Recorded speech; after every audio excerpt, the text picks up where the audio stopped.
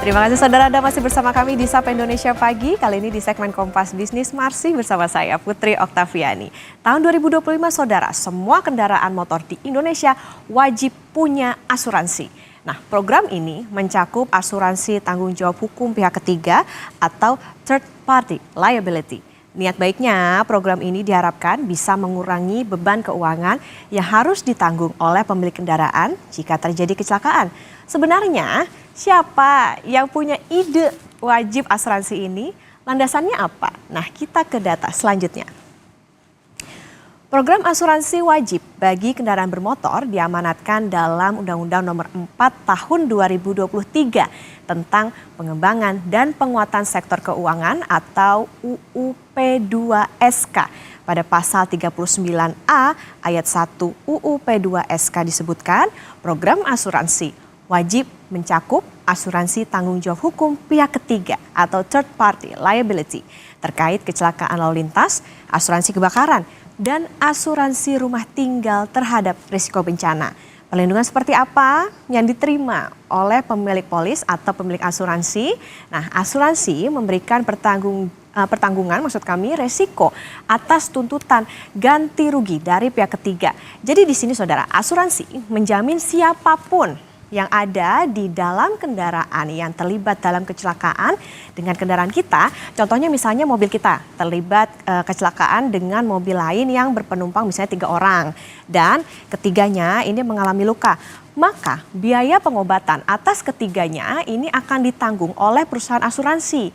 Nah, tidak hanya itu, kerusakan yang timbul akibat kecelakaan juga akan menjadi tanggungan perusahaan asuransi. Nah, kalau 2025 wajib, aturannya sudah sampai mana ya sekarang ini? Nah, kita ke data selanjutnya. Ini dia, saat ini pelaksanaan program asuransi wajib kendaraan sebetulnya masih menunggu diterbitkannya peraturan pemerintah atau PP melalui persetujuan dari DPR. Nah, PP ini diperkirakan masuk tahap finalisasi pada sekitar Oktober sampai November 2024 yang kemudian diundangkan pada tahun depan. Nah, setelah itu barulah Otoritas Jasa Keuangan atau OJK ini menyusun peraturan implementasi program asuransi wajib tersebut. Kepala Eksekutif PPDP OJK, Saudara Ogi Prastomiono bilang OJK masih mengkaji kebijakan wajib asuransi third party liability atau TPL bagi pemilik kendaraan bermotor. Nah, pelaksanaan program ini masih menunggu terbitnya peraturan pemerintah. Menurut Ogi, program asuransi third party liability dibuat untuk memberikan perlindungan finansial pada pemilik kendaraan jika terjadi kecelakaan. Wajib, termasuk asuransi kendaraan, masih menunggu terbitnya peraturan pemerintah PP sebagai payung hukum pelaksanaannya. Ketentuan lebih lanjut mengenai penyelenggaraan program asuransi wajib tersebut akan diatur dengan PP setelah mendapatkan persetujuan dari DPR. Program asuransi wajib TPL terkait kecelakaan lalu lintas dimaksudkan untuk memberikan perlindungan finansial yang lebih baik kepada masyarakat karena akan mengurangi beban finansial yang harus ditanggung oleh pemilik kendaraan jika terjadi kecelakaan.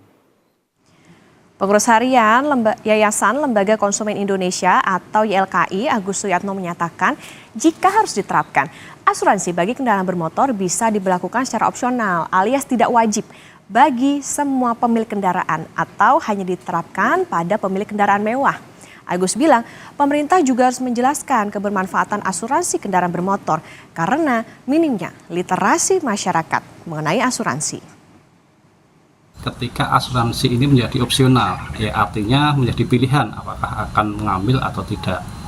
Di sisi lain, literasi masyarakat tentang asuransi itu masih minim, bahkan cenderung negatif. Nah, hal inilah yang kemudian harus dijelaskan dengan clear oleh pemerintah.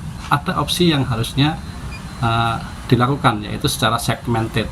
Ya artinya hanya para pemilik kendaraan atau mobil mewah maupun kendaraan dengan cc besar atau dikenal dengan motor gede ini yang dikenai asuransi, sehingga tidak dikebiah-uyah atau tidak semua kendaraan mendapatkan asuransi wajib ini. Dengan demikian, pungutan atau beban asuransi tidak dikenakan kepada masyarakat yang notabene kebanyakan masyarakat yang dengan kelompok ekonomi menengah bawah.